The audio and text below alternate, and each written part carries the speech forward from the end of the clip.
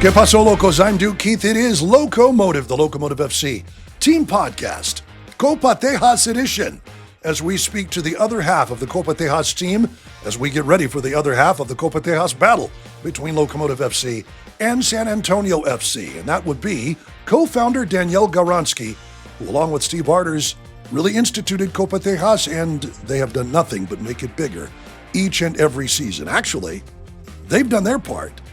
You, the fans, have made Copa Tejas bigger each and every season. We'll have an extended conversation with Danielle Gawronski coming up for you. But let's take a look at where we are. Locomotive FC in the midst of their first 3-match winning streak at home in 3 seasons. That's right, the Brian Clairhout era. The first season of the Brian Clairhout era. And Locomotive FC winning their last 3 home matches, including a couple this last week by the score of 1-0. So we take a look at the highlights from this last week. Wednesday, August 5th, Locomotive taking on Monterey Bay FC. 30 minutes in, what a pass from Eric Calvillo. Beautiful ball, beautiful dummy by Rubio Rubin. Alex Mendez from 23 yards out, boom. Dropping the hammer. That is your USL Championship goal of the week. And yes, of course it is. Locomotive would hold off Monterey for the next 60 minutes and take the 1-0 win. Saturday night, the winner would come even earlier. 9th minute.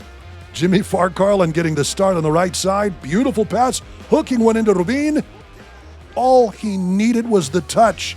That is a spectacular goal. So skillful. Rubin with his 10th of the season, and this time, El Paso would hang on over the final 81 minutes, although it would get a little hairy, especially in the second half. Something about Section 105 just seems to draw action. I don't know what that is. 68th minute, Locomotive, awkward pass. El Paso turns the ball over. Tucker Lepley with the game on his foot.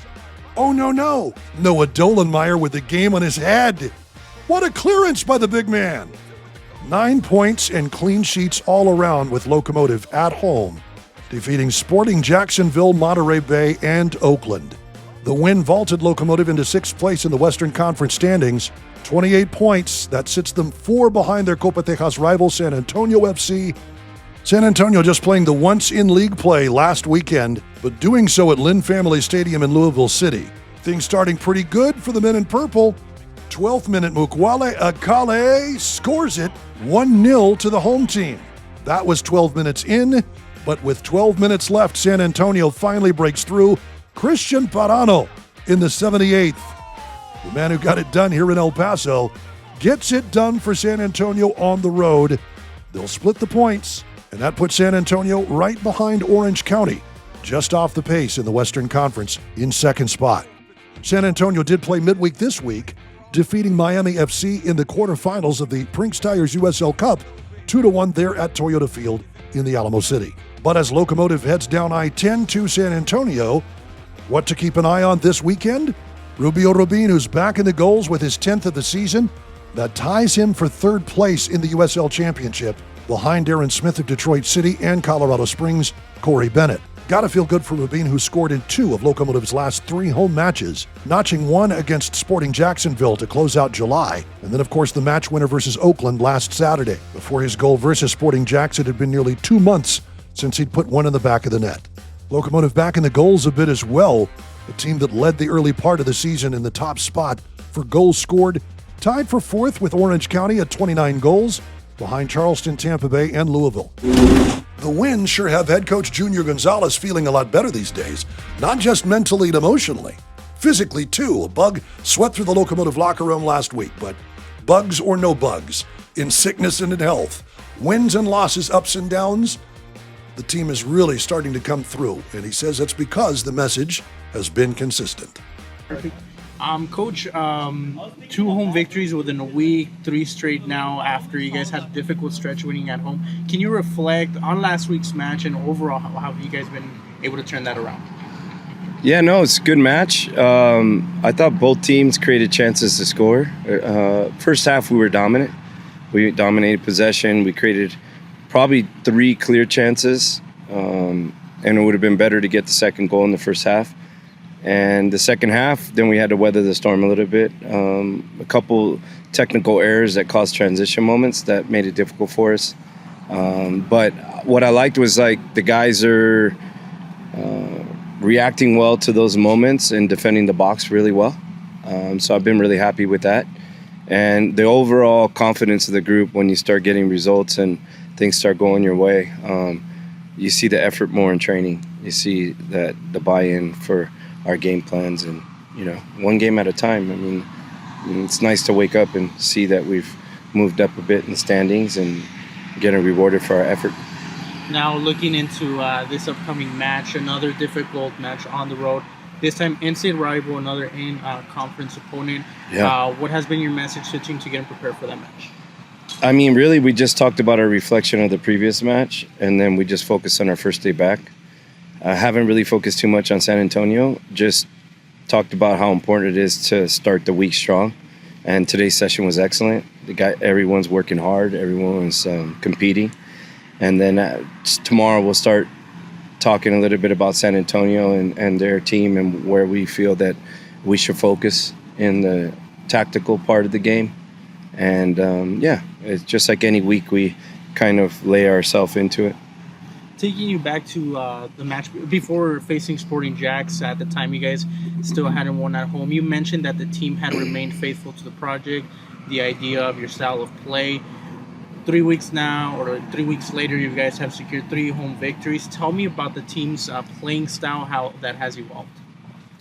Yeah, I mean, we have a specific possession progression type based playing style with obviously our main focus was to get that as our staple and then see how we can adapt with different types of play depending on the opponent and what they're showing. I guess our playing style is that the players create solutions within our structure from what they see in the game, because it's always changing and evolving.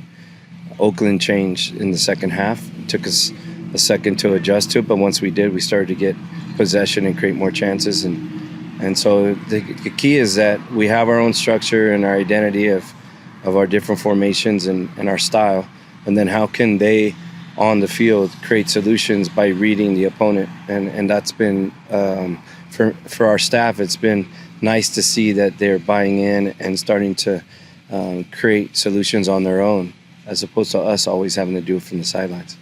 Some of the challenges you brought up before, I believe you mentioned red cards, conceding a goal and stoppage time in the first half. How have you guys been able to turn that around over the past couple of weeks?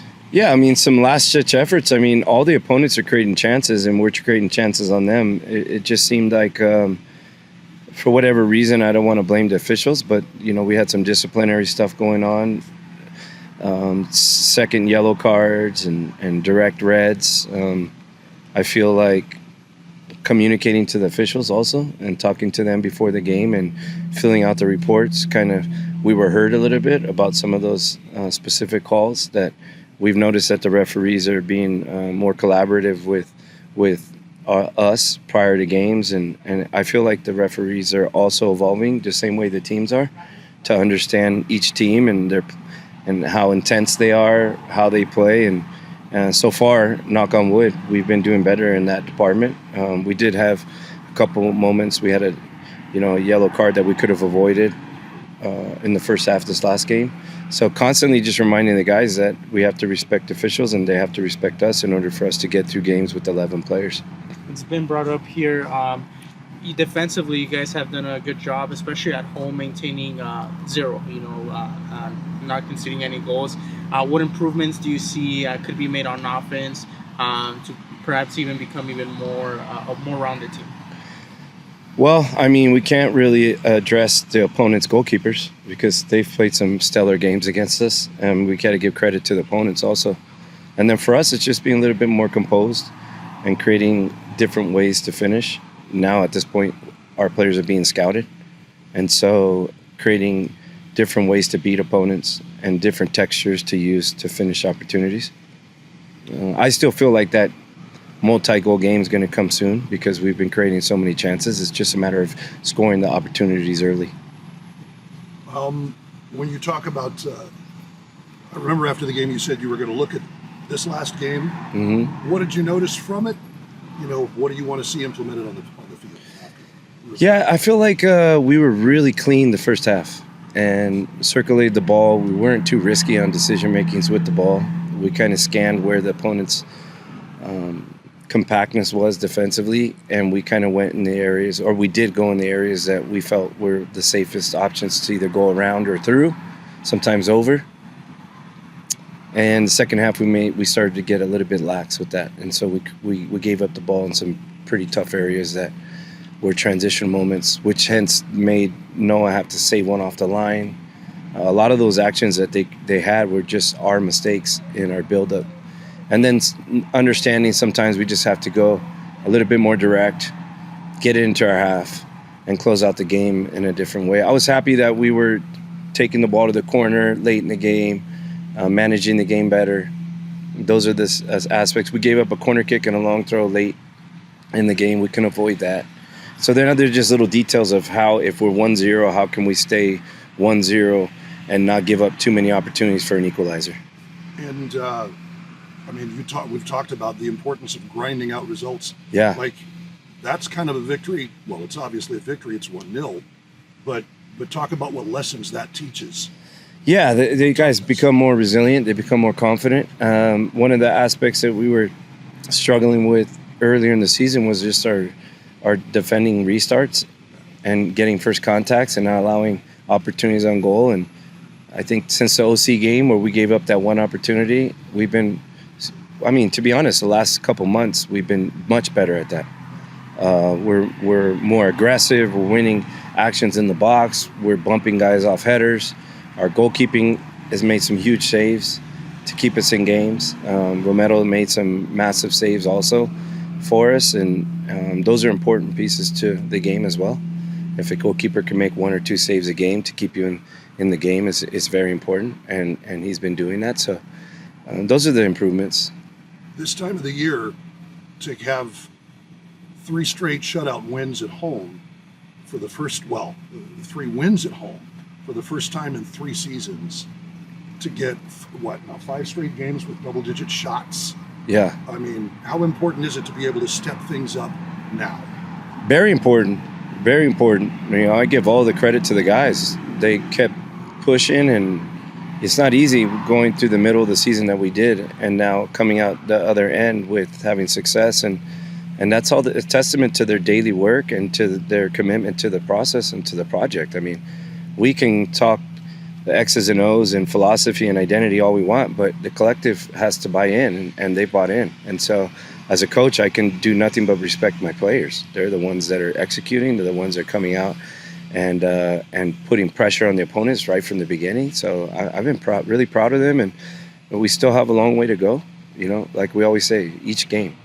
Focus on San Antonio now and see what we can do away from home, and ideally get 3 points and continue on the process. Great also to see Central defender Noah Dolenmeyer back healthy, back contributing quality minutes in relief off the bench. He spoke about his return to health, how he feels, how the team feels, and a little bit about that goal line clearance versus Oakland. It's amazing. That's the goal every time we go to play the game. But right now we're just focusing on the process to get those results. And it's amazing. It's a great feeling. You guys traveled to San Antonio, in-state rival you faced in this season before. What's been the message from Coach heading into that game? To just keep doing the little things. There's a lot of things we can improve on. And going into San Antonio, we know it's a big game, but we're just going to focus on the things we can control. Our attitude, our effort, and our preparation. Tell me a bit about what have been the strides you guys have made on defense over the past couple of weeks. Getting these 9 points in about 5 games. What has led to you guys getting those clean sheets? I think the buy-in from the whole team. We're defending with 11 players, and everyone knows what we need to do. And it's one thing to know what you need to do, but it's another thing to put in the work to do it. And I commend all my teammates. We're doing the dirty work that doesn't show up in the stats, and that's why we're playing good defense. Hitting this stride, past the halfway point of the season, What do you guys hope to improve on now that you mentioned you guys are kind of honing down on that dirty work? What room for improvement do you see in this team? Yeah, with just the cleanliness, in certain moments, whether that's, our finishing, our set pieces, like there's still a lot of untapped potential in our team, and I look at myself individually and it's like, what more can I bring as well? He kind of brought it up. Everybody wants to win 2-0, 3-0. Yeah. But you guys have grinded out results. How important is that, though, to kind of the overall lesson as to what you guys need to take away?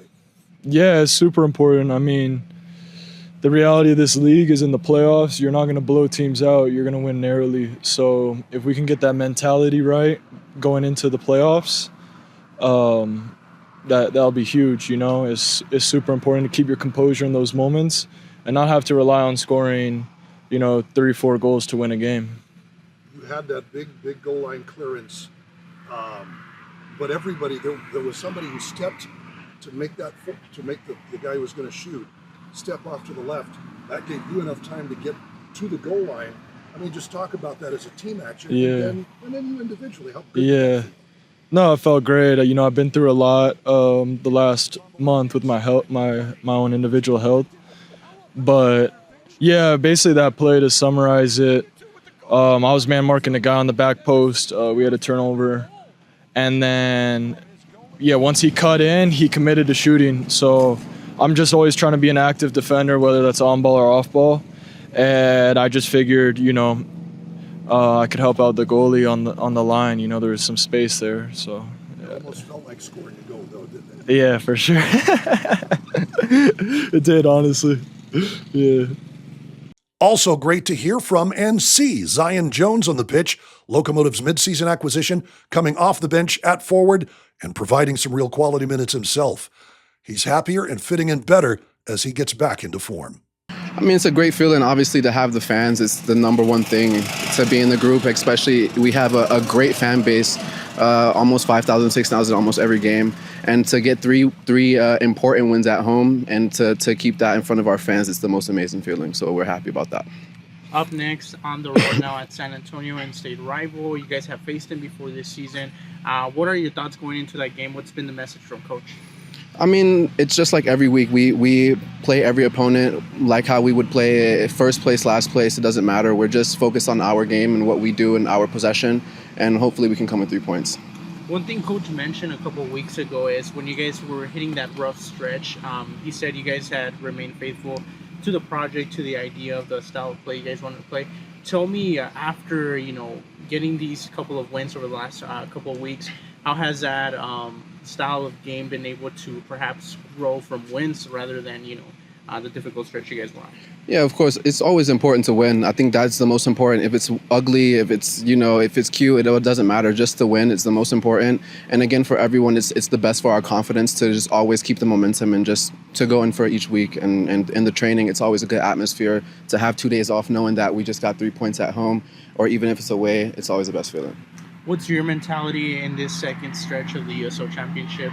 You guys are right in the thick of the Western Conference, if I'm not mistaken, 6th place. So what's your mentality to, get to the finish line and hopefully get that playoff berth? Yeah, everything is just staying consistent every day, training, recovery, eating correctly, and doing all the right thing and staying together as a team. So we just hope to keep the momentum going, and that's it.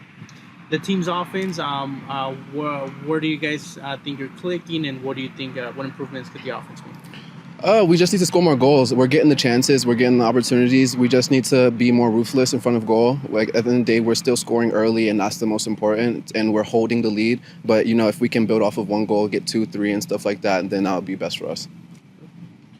Zion, obviously, this, as mentioned earlier, this is kind of a historic run for us, right? What does it mean for you to come into the team in such a crucial moment as this one? Yeah, no, it's been honestly a blessing to come into this environment. I just got here a few weeks ago, so the team has been very welcoming. The coaches, the staff, everyone, the city, and again, most important, the fans. It's been really amazing to be here. I'm just trying to get my feet on the ground and help my team as best as I can. Yeah. Now, on top of that, Ruben mentioned this weekend that sometimes we have to be okay with the 1-0 win, right? We all want to win 3-0, 4-0, but we have to be okay with the 1-0. You share a kind of a similar spot with him. So what does it mean for you to, have these victories with a 1-0 lead in such a crucial time as this? No, it means everything, honestly, to be able to defend that. And a clean sheet is just as important as like scoring 3-4 goals. So even though we didn't get the 3-4 goals, we still got the clean sheet. We didn't concede, and that's 3 games at home we didn't concede. So I think that's a great feat, especially for our defense. And despite, in the beginnings, we had a few red card challenges and certain things like that. So to see the defense, like how they flip the switch, it's been really, really amazing. Amazing. Lastly, obviously, once again, welcome to El Paso. What have you liked the most about this community? The fans and the tacos. Yeah. Do you have a favorite taco joint so far? Right now, I can't lie. I've been ordering a lot from Little Shack.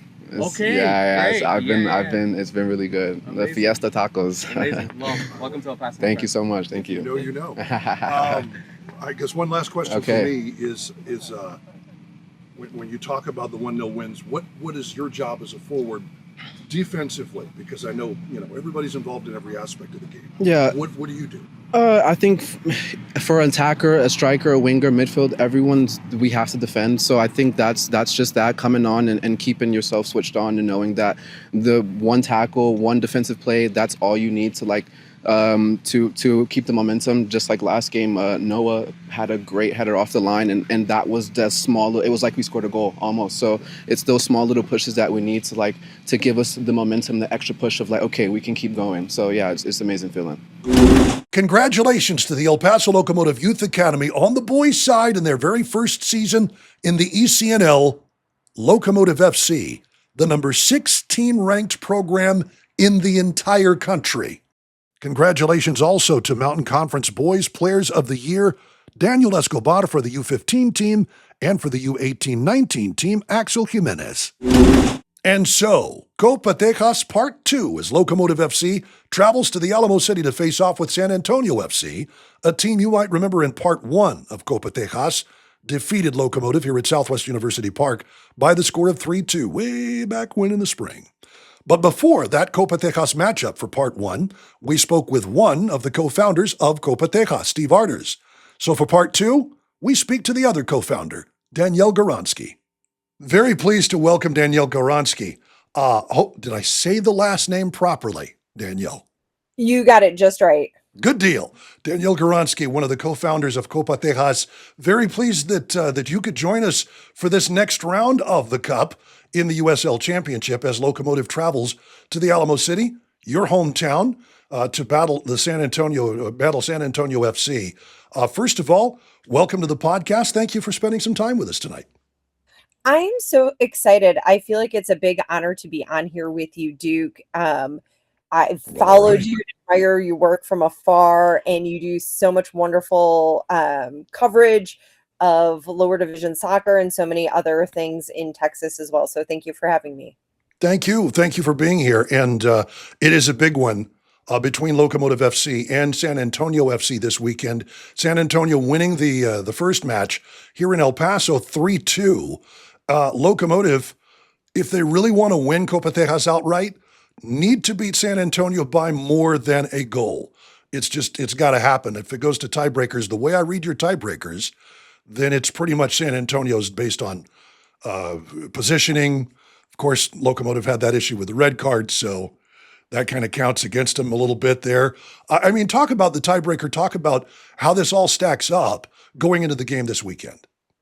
Duke, let's not talk about tiebreakers because that means then I have to get in there and start doing some math and calculating. Gotcha. And both Steve and I will be stressed until the final moment because Copa Tejas matches are good for a red card or two, as there was 2 in an RGV match a few years ago. Yeah. They're good for yellow cards, all sorts of crazy shenanigans. So the best thing for me, so I don't have to be typing and calculating, is if someone wins it outright, which is if SAFC wins or ties, they win everything outright. Yes. If El Paso wins, and it has to be at 2 goals, so more than that goal differential of 1, they have to have 2 goals, then El Paso wins it outright. and then we dip into a lot of Math. high pressures and math, Yeah. full differential, head to head, higher in different competitions, disciplinary points, and several other things. And we actually have, if everything is tied as it was either last year or the year before, we have to do a coin toss because Wow. but we're not going to go there. Someone's Okay. good for a yellow or a red at the very end, and that'll be a decision maker. That'll be easy. Yeah, head-to-head red cards. There have been a couple of those in Locomotive San Antonio matches over the years as well. This is a hard-fought rivalry. Just as hard-fought from Locomotive standpoint, it seems to me, if not more so in some circumstances, than New Mexico United. Those have been pretty clean affairs. But for some reason, Locomotive in San Antonio, the fangs come out a little bit from the players. Have you noticed that? I love it. Yeah. I'm in my to see Era Duke, so give me vampires, give me fangs, give me werewolves. I want it all. So that's a perfect comparison for these matches because it's like some vampire on werewolf action. But it's so funny because I am an SAFC fan. I live here. That's my home club. When I watch them against other teams, there is a certain level of play. When El Paso and San Antonio match up, the game is elevated to a whole other level. We see crazy goals. We see the teams fighting until the very final whistle. And again, they're battling for every step. And I think especially now that it's been a few years that we've had Copa Tejas since 2019. So there's an expectation. The players know what this is. We're putting the trophy on the stand as they walk out. They can see what it's for, what they're fighting for.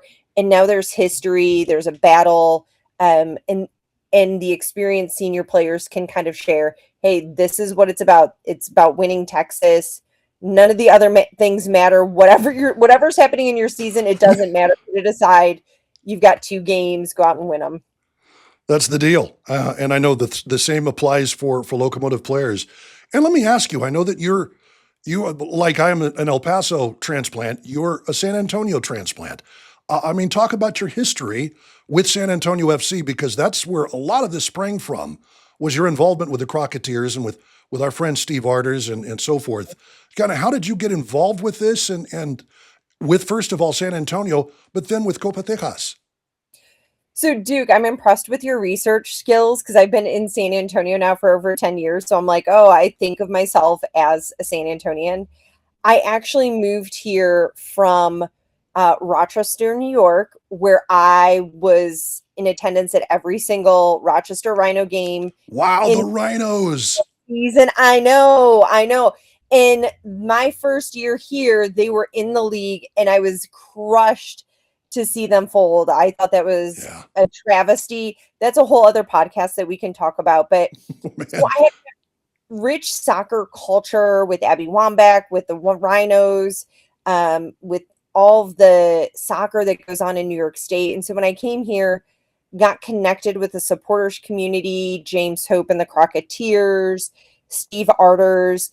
And Steve and I had kind of connected and talking about soccer and different communities and populations. And one day we were just like in a chat, and it's like, hey, want to start this? What do we got going on? And I was kind of like, yeah, hold please. And I did the thing that every millennial does, is you immediately check the hashtags and who's the handles and what comes up when you Google some of them. And I will tell you, some of them, when you Google like some Lone Star Cup, I can't even remember what they were, but I was like, oh, I'm only getting hunting pictures with deer and stags and antlers. And I'm like, yeah, we're not doing that. We're not going to be associated with that. And Copa Tejas was a pretty good one that really felt it encapsulated the Texas spirit, the culture, the pride, the community, our heritage, our roots. And so Copa Tejas kind of stuck. We workshopped it with a couple other supporters and people we knew. And then what's really funny is in the modern era, I just got on Twitter and started reaching out to supporters groups and whoever was connected on old Twitter. And that's literally how all this started, is through Twitter. That's awesome. But I mean, that's the easiest way to reach out to people, and it's so accessible. Everybody's there. Everybody's got social media working. And it's instant. You're getting that immediately. You're responding, and especially when it's new clubs, everyone was so passionate and wanted to be a part of the community, wanted to belong. And in Texas, everything is bigger and better. So of course, we had to have our own rivalry and our own derby. Right. And I know it's, it's a far cry, at least in the championship, from the halcyon days of Austin Bowl, RGV Toros, Locomotive, and San Antonio. And of course, MLS has expanded from just FC Dallas and Houston Dynamo to Austin now as well.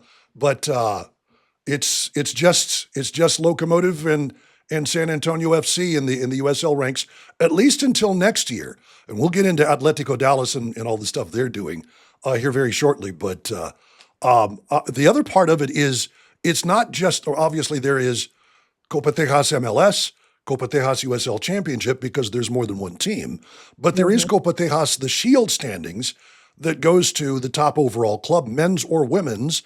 And of course, the defending champion there is Dallas Trinity of the Super League. It is. It's really cool. We would love to have a Copa Tejas with a women's professional league. Yeah. Right now, we're really missing that competition where you have the derby, you have your rivalries. I mean, I would love to see, could you imagine if SAFC and El Paso had a women's team with a built-in rivalry, with built-in tradition and history, and then bring in Dallas Trinity, and you have these 3 USL Super League teams or multiple NWSL teams. I'm not complaining. Maybe it's both leagues have multiple Texas team. I would love to have an embarrassment of riches. And so we wanted to do something that incorporated our women's teams and recognize we have 2 fantastic teams. So both the Dash and the Trinity compete for it. And the Trinity had an outstanding season last year. And so they won. We were so excited. Yeah, they sure did. And I know for Trinity, it's in an even better place because Atletico Dallas basically bought the team, and they'll play alongside Atletico in the Cotton Bowl. I mean, that's just impressive. And you want to talk about coming out of the gate strong? I mean, signing Chicharito is a real statement of intent. And I was joking a bit with Andrew Forrest, who's the former business manager here for Locomotive, who works with Atletico these days, and saying, you guys are going to outdraw FC Dallas on some nights. He says, yeah, if Chicharito's healthy, it's going to happen.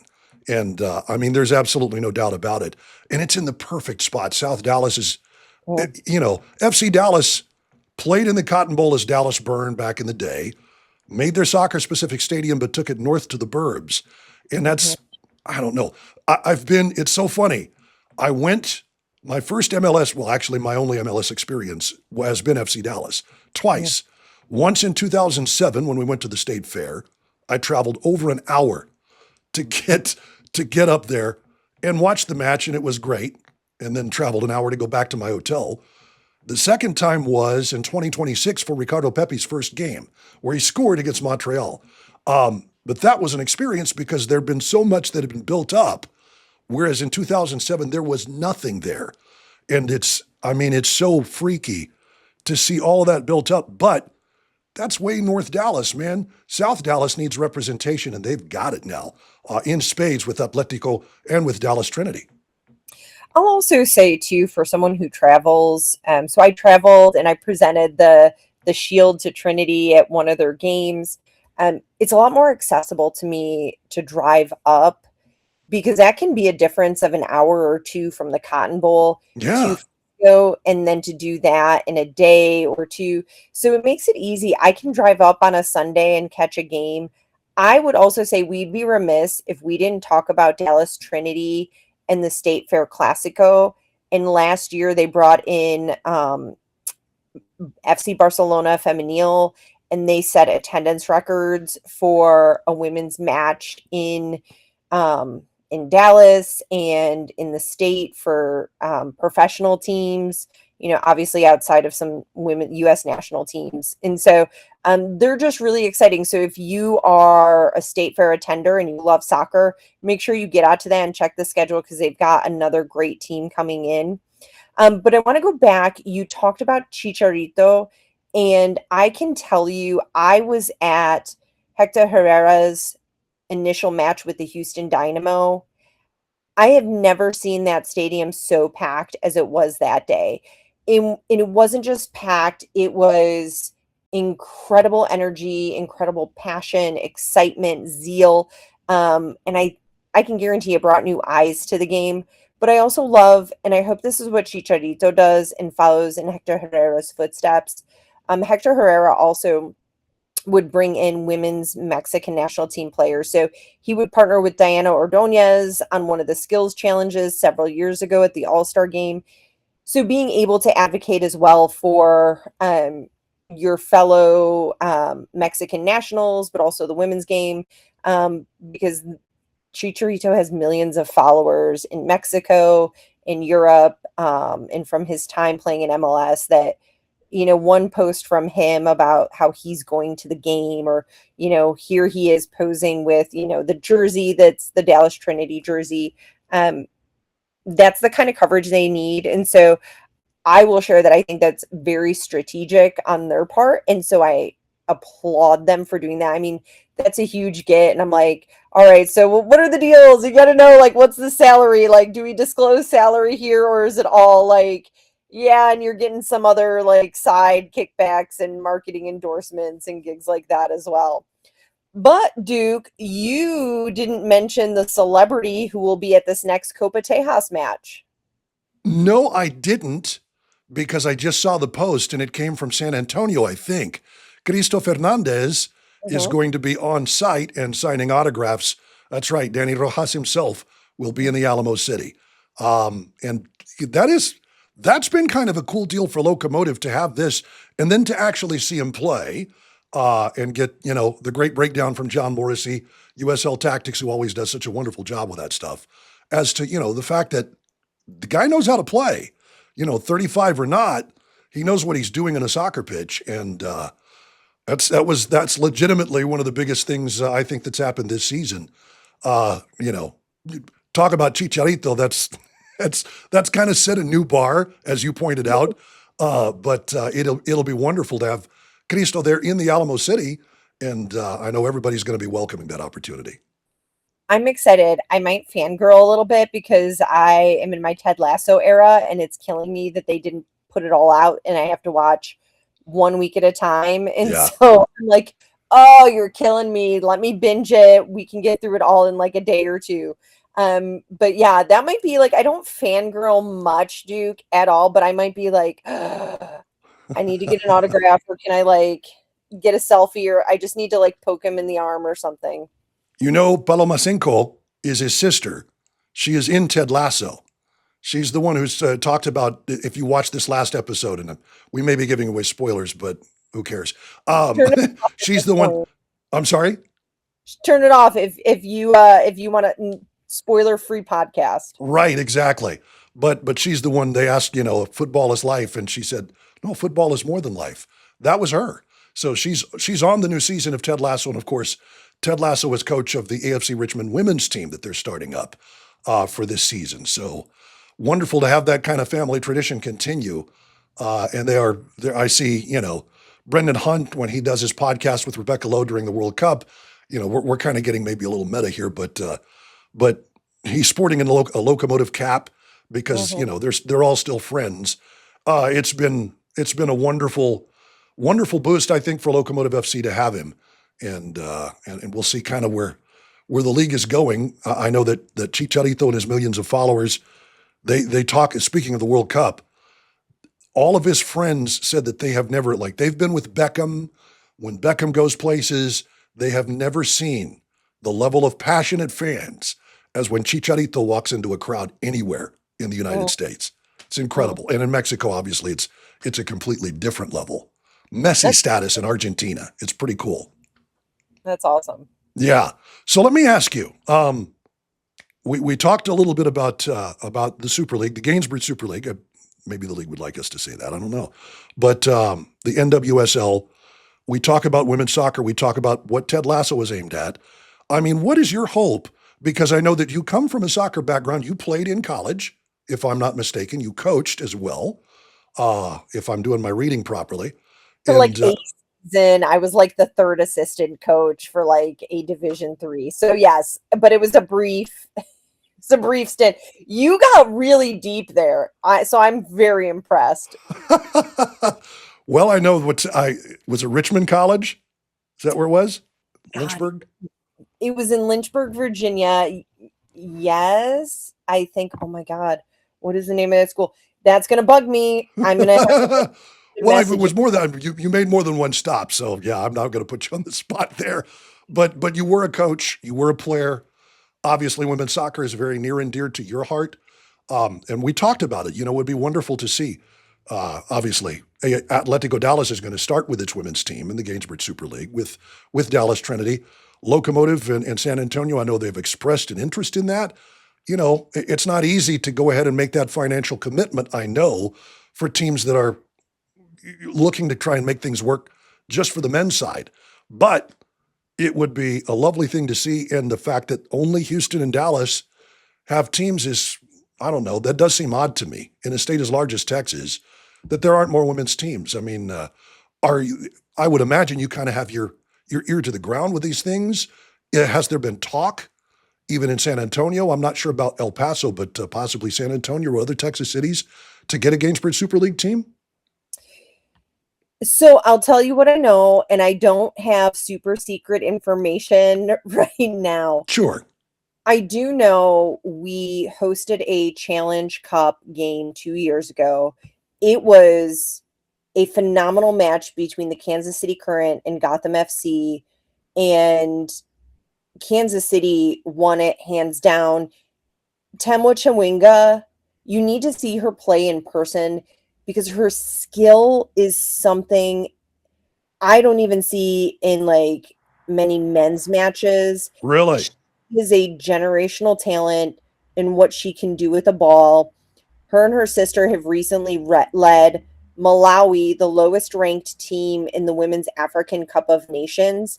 They are now in the final playing Cameroon. Wow. So to tell you how underestimated she is and this team is. And so I'm super excited about an expanded format of a Women's World Cup because we need to see these teams that are crushing it. But I also think if people put the same investment into a women's team, you would get the same investment and sometimes maybe more, depending on the market and what you have. And if you're smart, if you are bringing in the right talent and the right players. This was super exciting, Duke. So there was the Campeones de Campeones for the Liga MX Femenil at San Antonio FC. This place was pretty packed. It was like probably like 75% full for a playoff game between two teams that aren't even domestic. And so that was really exciting, and it was incredible play, and the fans were so passionate. But they have the followers because it's these Mexican teams who they bleed for their team. They have the gear and they just want to see the players. And so it was amazing to see them highlighted. So San Antonio has been bringing in women's soccer and women's soccer games that I am wondering, it leads me to think, are they trying to build up the interest, see the viability, and become a player in the women's soccer sphere? Okay. So that is my guess. And I would also say I would love to see El Paso have a team. I think they would crush it. But I understand it might be hard to have a third team play on a baseball field. Yeah, right. I think that's probably the major consideration right now is just where you're going to go. I think, and the talks are underway for Locomotive to have its own stadium. It's one of the reasons I think Mike DiGiulio, who's the very first president and GM of Locomotive FC, it's one of the reasons he's here. So that's perhaps down the line, and it would be wonderful to see. One of the things I know Locomotive is doing is starting an ECNL RL Girls Academy. That begins this season. They've had the Girls Academy. They have never had ECNL RL play, and as a matter of fact, there's a young lady who's just signed as a freshman for UTEP, who's from here in town, whose family drove her every weekend to Dallas to play ECNL RL, just to play at that level of soccer. And that to me is insane. That is a 20-hour road trip every week for multiple days. I would assume, she doesn't get to practice with her team, but maybe Friday before their match on Saturday, if they play another one on Sunday, and they drive home and she goes back to school or went back to high school. And her sisters are now not going to have to do that. So I know the commitment is there from the organization for the girls' side. Does that translate to the women's side? Hopefully someday, if Locomotive gets its own facility to be able to do that in. But I mean, the commitment is coming, because now I think that people see, and you correct me if I'm wrong, I think people are seeing that there can be a return on investment if you do the investing. That's the part that's got to happen first. There's a line, again, spoiler alert, that someone throws out in Ted Lasso, because they're talking budget, reality, women's soccer, and they go, oh, that's more than Roy's Alternative Milk's budget. And if we look at some of that, and I'm going to bring up Spokane Velocity and Spokane Zephyr, because that's literally what happened. Their women's team was not given the proper budget. And if they had been given a little bit more, they were already crushing it. I think they would have far exceeded everyone's expectation. But it's like any business venture. One, you need to make sure that you have the capital when you invest. Yeah. And two, you have to do the marketing. If you don't market your product, if you don't market anything, no one's going to come see it. And that's where I think Dallas Trinity has separated themselves. They were all over the state fair. They highlight some key matches that draws fans in. And so I think there's definitely some places where they separate themselves and they see the strategy of how do we want to bring it, who do we want to bring in, and how can we attract more crowds? Sure. And perhaps, creating events around the matches might be one of the ways that kind of at least starts to get people to come to the matches and see, hey, we've got a women's team. This is pretty cool. So that would be lovely to see. And obviously Trinity's got it going on, and even more so now with their new ownership and in very good places. And I mean, this is going to be interesting, because obviously San Antonio and El Paso have been going head to head for as long as Locomotive has been in the league. I know San Antonio preceded them quite a bit, but that head to head is going to get that third team now, and that third team has really raised the bar. And so many players are already clamoring to be a part of the team that Chicharito is on. What does San Antonio and Locomotive do to kind of keep up with the Joneses, so to speak? Because the Joneses just got a whole lot richer. Let's be honest; they moved to a gated community really quick. Yes, and installed that alarm system too. Yep. So one of the things that I've been noticing, so I've been going to SAFC games for 11 years now. Every single year, if you're not leveling up every year in this league, you're going to be stagnant or left behind.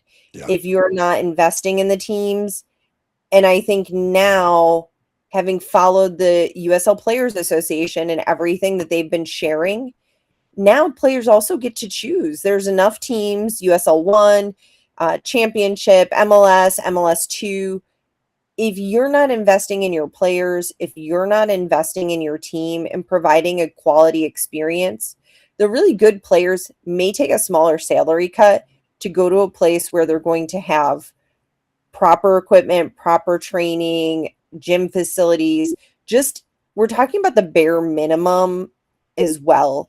So I do think everyone needs to level up their game, but I also think El Paso and San Antonio have really great reputations in the league and in soccer. And when you're continuously winning, when you're continuously having high profile games or things that you're associated with, the way both of these clubs regularly do and the games that they're pulling in, the friendlies that they're pulling in, whether it's a Mexican team, an English, second division team, you're going to attract the right players. But I'm also going to challenge you, Duke, because this is my biggest thing.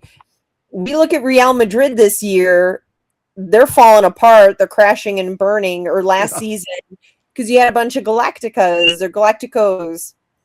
So you can also win trophies with really cohesive players. Sure. Good style of play. So we'll see which one wins out. Yeah. I mean, obviously, right. If you can have Chicharito all you want, if he doesn't have the supporting cast and nobody gets along, well, then that is the cohesion is a big deal. And I know that, obviously San Antonio's been around the league for a long time. Correct me if I'm wrong. That is at least partially owned or majority owned by the San Antonio Spurs organization. Yes, I think they have a stake. Added a minority investor with Okay. the Spurs Sports and Entertainment, which is owned by Michael Dell, and the Holt family, who also owns Querétaro, maybe. They own a Mexican team as well. So it's owned by the Spurs. It is the little sibling. Okay. So we've got that. And then for Locomotive, I know Mountain Star Sports Group obviously owns FC Juarez Bravos. So there's that part of it. But I know that it's very well regarded. And of all of the asks from the collective bargaining agreement from the players' union, this was stuff that Locomotive already did. And I would assume San Antonio did the same thing. So I think the Texas teams are going to be in pretty good shape, all three of them, when Atletico Dallas comes into the league next year. And this is going to be a fun weekend for you because not only Copa Tejas USL, but then you get to travel up the road a bit to Austin, Texas too, correct? Yeah, so I may be able to shut my eyes for a few minutes, and then the next day we're traveling to Austin for just a regular Copa Tejas MLS match. There's 2 or 3 more matches left to go. So Steve and I have a busy weekend, but it's kind of nice that we're getting it all done and a lot of it out of the way. It's also going to be weird, though, because this is the earliest maybe that we've ever awarded the Copa Tejas, possibly in USL. I feel like we normally are awarding it in September or October.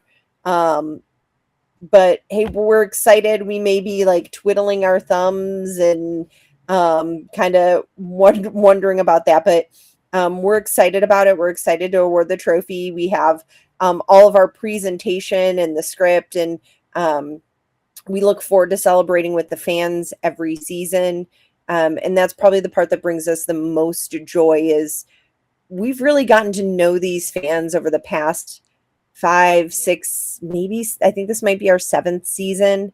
And so it's just been a joy to celebrate with them and go through it with them as they're either winning or not winning, or the trials and travails of being a soccer fan in the US. And so to be able to celebrate with whichever group wins, we're excited about that.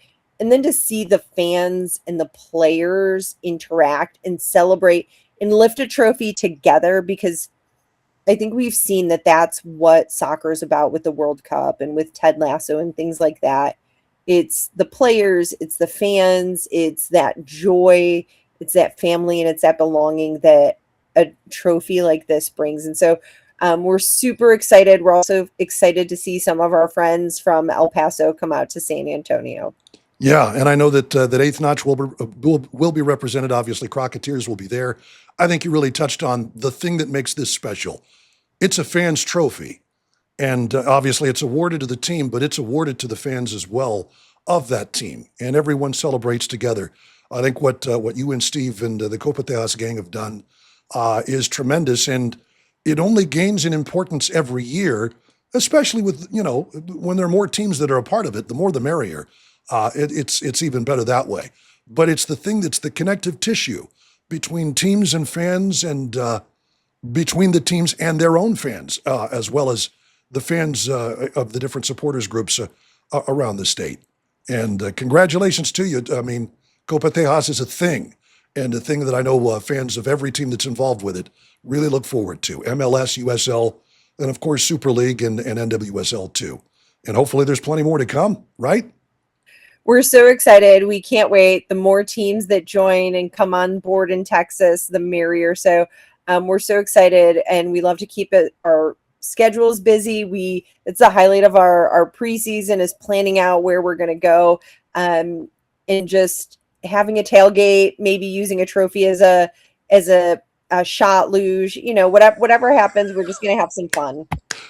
It's a great way to think about it. Again, yes, it's a fans award and a fans trophy, and that's one way to celebrate, certainly. Danielle Gawronski, thank you so much for spending some time with us today. Thank you. You're welcome. Thank you, Duke. Always wonderful to speak with Danielle, as well as with Steve Arders. If you want to catch part one of my conversation with the other Copa Tejas co-founder, that's available for you right here. Locomotive, the Locomotive FC team podcast. Locomotive FC kicks it off versus San Antonio for part two of Copa Tejas, 7 p.m. Mountain Time, Saturday night. That's an 8 o'clock start Central. A little bit later for the folks in San Antonio, but you're in the Mountain Time Zone. We're just fine with that, aren't we? On ESPN Plus.